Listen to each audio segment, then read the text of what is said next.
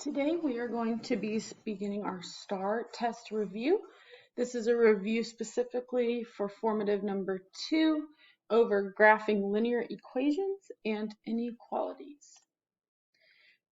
Before we get started on the content, let's go over some vocabulary. Here we have the parts of a graph. The y-axis is going to be the line on the coordinate plane that goes up and down, where y is equal to 0. The x-axis is going to go side to side, where x is equal to 0. The origin is the point 0, 0. It is right in the middle of this green dot. Then we have our intercepts. Intercepts, we have a y-intercept, which is where your line will cross the y-axis. Y-axis goes up and down. And the x-intercept is where the function or the line crosses the x-axis, which goes left and right.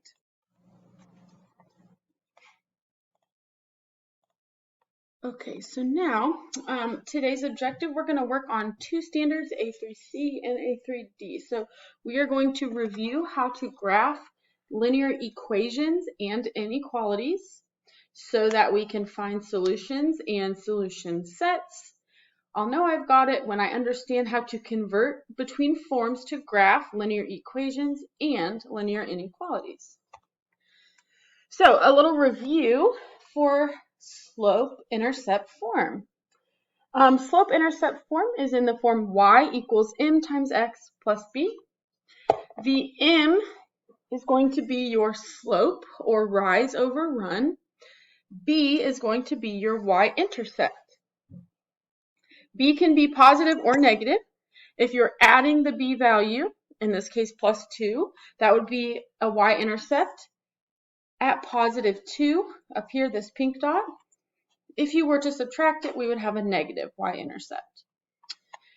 The slope, we are going to first graph the y-intercept, then we use our slope. The slope in this case is negative 3/4. So the negative applies either to the top or the bottom. I normally like to apply it to the top. So we're going to go down 3, 1, 2, 3, and to the right 1, 2, 3, 4, and that would give us a second point. So let's practice. Graph a line with an x-intercept of 4 and a y-intercept of negative 1. So let's go ahead and work on our x-intercept. The x-intercept is positive 4, so we are going to go to our x-axis, which runs left and right, put a point at positive 4, and then a y-intercept of negative 1. So on our y-axis, which goes up and down, we're going to go down to negative 1 and put our point. And we would have a line that goes through. The question here is asking us, what is our slope? So we are going to start at the y-intercept, negative 1, and we're going to count how many we need to go up and over to get to the next point of the x-intercept 4. So I'm going to go up 1, so 1 will be on the top, up 1, and then I'm going to the right 1, 2, 3, 4. So 1/4 would be my slope, or m. Now, what if we have an equation that looks like this, negative 9y equals negative 15x plus 18. We cannot graph this just yet because we don't have it all the way in slope-intercept form. Slope-intercept form is y equals m times x plus b. Y has to be by itself, only y. We cannot have that negative 9y there. So this is negative 9 times y. So to undo multiplication, we're going to divide every term by negative 9. That leaves us with y equals. We want to leave our slope as a fraction because it's easier to graph that way because we can count rise over run. So if I divide the top and the bottom here by 3, 15 divided by 3 would give me 5. 9 divided by 3 would give me 3. And this actually becomes positive because we have negative divided by a negative, which gives us a positive. And then lastly, 18 divided by negative 9 is negative 2. Here's our new equation in slope-intercept form. So step 1, I'm going to graph the y-intercept, which is at negative 2. So I'm going to come over here at negative 2 and put my point. And then I'm going to use my slope. So I'm going to go up 1, 2, 3, 4, 5, and to the right 1, 2, 3. And that would be our line. All right, so now we are going to, instead of being given the equation of the line, we can actually sketch a graph of a linear equation from a table. This table is just ordered pairs. So what I'm going to do is go to negative 2 on my x-axis and then up to 7 and put a point. Then I will go to negative 1 and to 5, 0, 3. That's my y-intercept here. 1, 1. Oops, that's not 1, 1, is it? Let me erase that.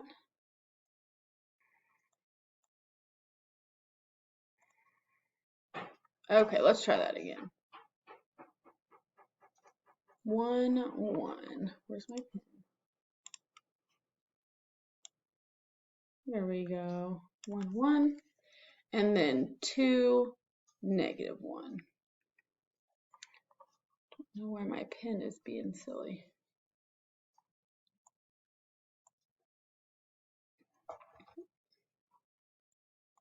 Okay, let's try this again. There we go. And then we'd put our line through here. So we can draw or graph our linear equations when we're given the actual equation or when we're given a table. Now, graphing linear inequalities follows the same steps as graphing equations. The only difference is we are going to shade one side of our line, and our line can either be solid or dotted. So still the first step that we need to do here is solve for y. Okay, so we need to solve for y. So what I'm going to do is I'm going to add 4x to both sides. I would get 3y is less than or equal to. Remember, we can't add 4x to this 6 because 6 doesn't have an x. Okay, so I'm going to rewrite it with my slope first. So 4x plus 6. And then I'm going to now divide everything by 3 because I want y by itself. So I would be left with y is less than or equal to 4/3 x plus 2. I can simplify 6 divided by 3. I cannot simplify 4 divided by 3. All right, so step 1 is going to be to graph my y-intercept, which is at 2, positive 2. And now I'm going to use my slope. So I'm going to go up 1, 2, 3, 4, and to the right 3. We can also go down 4 and to the left 3. In order to put a line through this, I need to take a look at my sign. If I have the less than or equal to, greater than or equal to sign, we're going to have a solid line. If I have just less than or just greater than, we're going to have a dotted line. So this is less than or equal to. I'm going to go ahead and draw my solid line. And the only other difference with inequalities is that we now have to choose a test point to determine which side of the line we're going to shade. I like to use 0, 0. I'm going to plug 0 in for x and y. So I would get 0 is less than or equal to 4/3 times 0 plus 2. The reason I like to use 0 is because anything times 0 is just 0. So it makes your simplification really easy. So 0 is less than 2. Is that true or false? Well, 0 is less than 2. This is the point 0, 0. And since it was true, we're going to shade everything underneath this line here.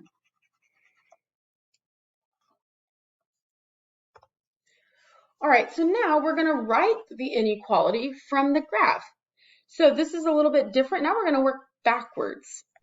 So remember our y-intercept form, or sorry, slope-intercept form is y equals m times x plus b. So let's go ahead and identify our b value first. Our b value, the y-intercept, is going to be at 3. So I'm going to plug in this plus 3. I'm going to have my y. I'm going to put a square here because I don't know yet what my sign looks like. Now I'm going to calculate my slope. I guess I don't have an equal sign there, huh?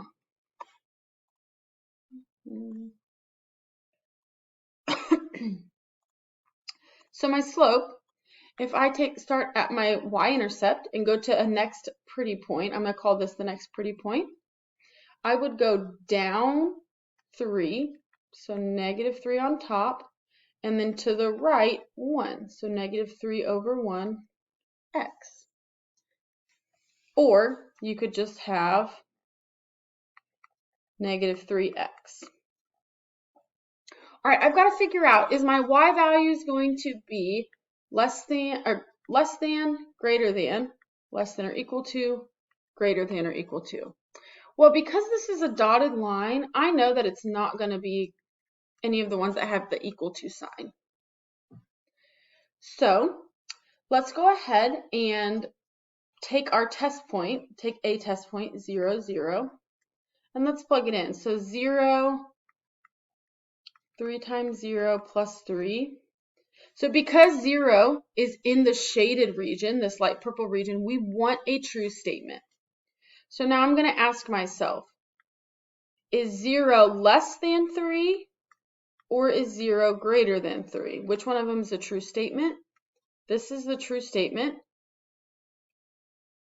0 is less than 3. We want the true statement because 0, 0 is in the shaded region. So now I can come back up and plug in that correct sign.